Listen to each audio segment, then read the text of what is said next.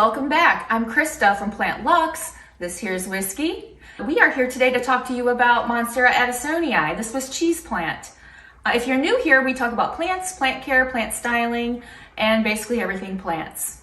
Those of you who are new to Plant Lux, we have recently started to, put together a website for the store, for the plant shop. So make sure that you sign up to be notified when we launch and when we go live so that you can get your plants. I'm propagating a lot of different plants and growing them.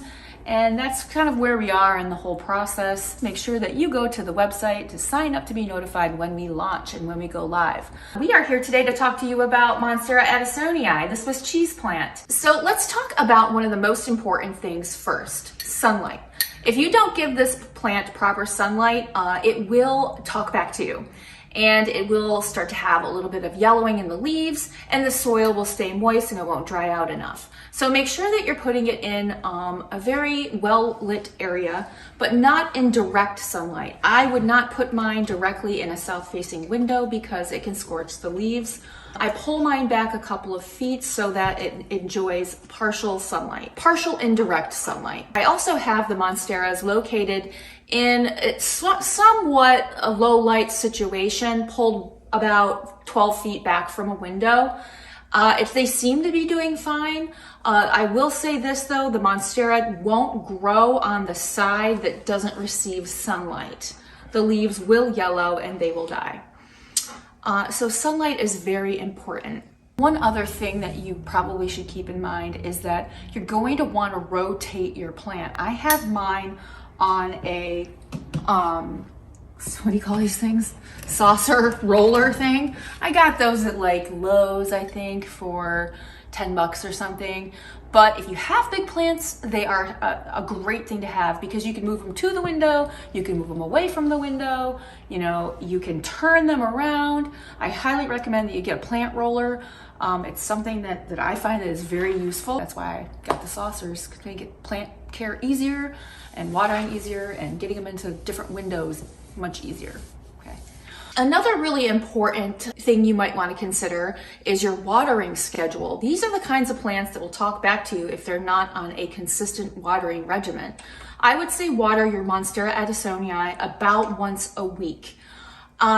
If you do not do that and it dries out, the leaves will start to brown and yellow and fall off. It does not enjoy that. With that said, it also doesn't enjoy sitting in moist water for several days on end. So make sure that you pot it in a well-draining pot. You should water when the soil dries out just about an inch or so on the top. So put your finger in there and check that out. Or you can get yourself some of those little stakes that you stick in the soil. I don't happen to have any of those myself. I don't have any to recommend, but I hear from other plant tubers that they are really handy to have, but they are a little pricey. I think they cost maybe $7 to $10 a piece. So just something to keep in mind that is an option if you have a little bit of water regimen confusion or you just need, that extra support. But again, every 7 days but I check the soil regularly because when they are in the growing season, I see that my plant dries out quite frequently. So if you see that your plant is, shooting out a lot of new growth, make sure that you're watering it more and not letting the soil get too dry because you will experience leaf death. Let's talk about soil because soil is another really important thing that you need to consider when you are trying to grow a Monstera Adansonii. The soil should remain partially moist, like I said. So what is in the soil is important. I just use a general potting mix. It's a very good blend and it's pretty even. And I find that the plant really does enjoy that and seems to thrive and the leaves stay hardy and green. And I've had a lot of success with that. I could recommend a few different brands, but Miracle Grow is a standard potting mix. If you don't like Miracle Grow, because you've experienced, some negative things with that, then just use, your favorite potting mix that, is just the standard, all-purpose potting mix. That's usually the perfect blend of ingredients in the soil. Make sure that when you are potting it that you have several holes in the bottom, not just one or two. That way the water does end up seeping out and the plant is not waterlogged. And you use a moderate to medium soil that has peat in it, because peat retains water without too much moisture logged in the plant. So that's an important thing to consider. Let's talk about humidity. These are the kinds of plants that, really enjoy a lot of humidity, and they tend to be happier and grow faster and grow larger leaves, especially if you have it staked up when there is a really good amount of humidity. I know that it's hard to keep your home in 70 to 90% humidity, although these are the kinds of plants that absolutely love it. I have mine near a humidifier and it seems to really enjoy it. I've also experimented with not using a humidifier, so I can compare the growth rate of both. And I will say that it does seem to grow faster and more heartily when there is humidity present versus when there is not. I've done an experiment where I did not have humidity for several weeks, and I have seen a difference in my plants. So I recommend a humidifier when you have tropical plants in your home, especially Monstera Adansonii. Their leaves are thinner than their sister plant or brother plant, the Monstera deliciosa. These leaves are a lot thinner, and when the leaves are thinner, you know that the plant needs more water and water retention in the soil and humidity. So I recommend a humidifier. I use a couple of different brands. My favorite though is the Elec Homes brand, and I really enjoyed that humidifier. I've had a lot of good experience with it. It's really easy to take it in and out of station, the holder, and it's easy to fill, and there's not a lot of mess. So I think that's really important. Next, let's talk about propagation. When you propagate these plants, you can make more plants, and you can have something to bring to plant trade or to a friend as a gift, or just make more plants. Those are where the roots are going to grow. So when you see those little bumps, those are aerial roots, and you want to make sure that you either put that in water, in sphagnum, or in soil. You can make many, many plants, and you can encourage adventitious growth on your plant. So this is the kind of plant that it can be either hanging plant or just, in a pot, not staked up, or it can be staked up. If you stake it up, you're going to grow a larger one. But you can also grow a very large vining, trailing Monstera Adansonii plant as well. And when it becomes scraggly, cut those off and propagate them and make more plants. It's always a win-win. When you propagate your plant, it does encourage adventitious growth, which means that, it will encourage new shoots where there wasn't shoots before. So it happens, I would say, it doubles, triples, quadruples your plant when you do propagate. I know it seems counterintuitive, but the plant does grow faster if you if you trim it and propagate. So highly recommend that you do that in order to grow a full, large plant. Let's talk about fertilization. I fertilize my plants on a consistent regimen. Each time I water, I add Jack's 20-20-20 complete fertilization. It's the blue stuff. It is synthetic. I found that it is the key to growing very fast, very full plants. So I have been using it for quite a while. I highly recommend it, and I've had a lot of success with it. I will say that you have to follow the package instructions and maybe even put a little less in, because if it's a new plant, you don't want to burn the leaves. Staking it up. One way to grow a giant is to stake it up. It not only encourages giant leaf growth, but it also is the natural, habitat. So this would be a vining plant that would grow up in the jungle, or it would be, under and trailing on the ground. If you are in a home or an apartment or a condo, wherever you are, if you have to supplement light, I have some grow lights in some rooms where I also have to supplement light to get the plant aesthetic that I want. But as long as you're giving it even artificial light, if you don't have readily available sunlight, it should do the trick. I have had some success with my grow light where there were no windows, where I was growing Monstera Adansonii propagations, and it is very tolerant of that. So something to keep in mind. Let's talk for a moment about temperature. Since this is a tropical plant, tropical plants really flourish in high humidity and higher temperatures. So keeping your home but no lower than, I would say, 60 to 65 degrees is pretty key.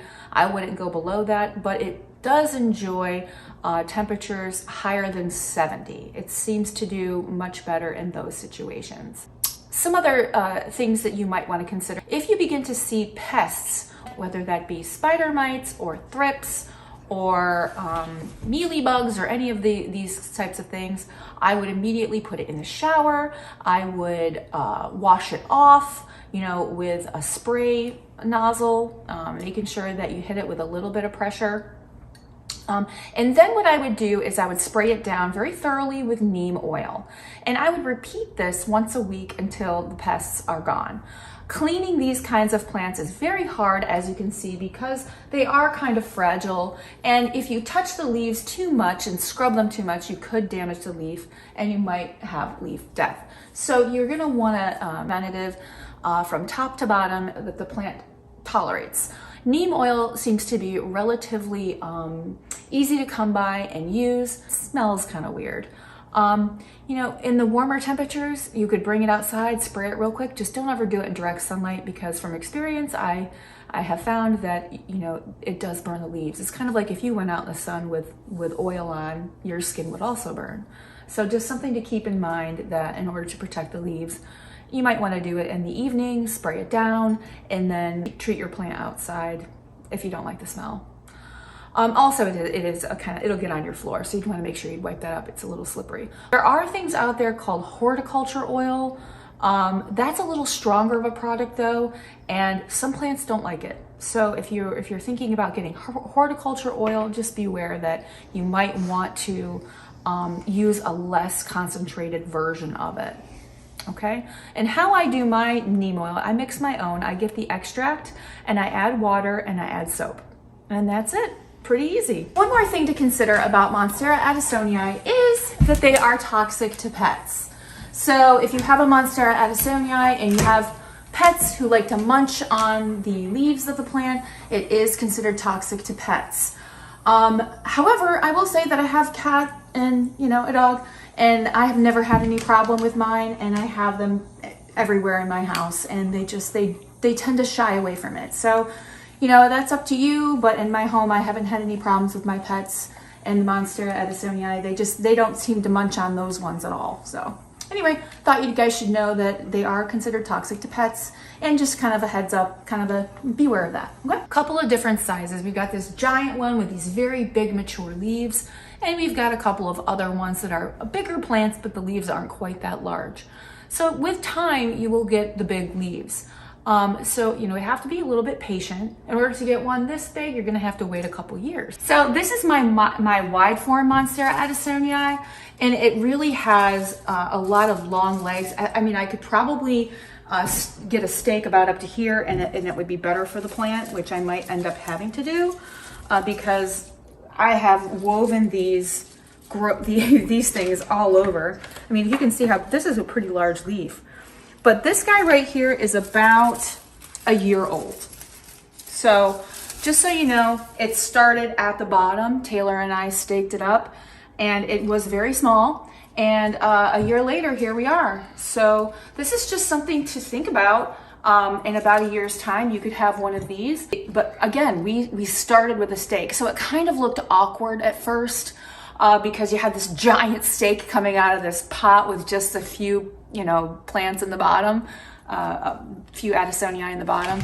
So at first I was like, oh, I have to look at that, you know, and I watched it climb the pole, and before too long, here we are. And now I've got to replace the stake, which I probably should do in another video. That'd be a fun one to watch.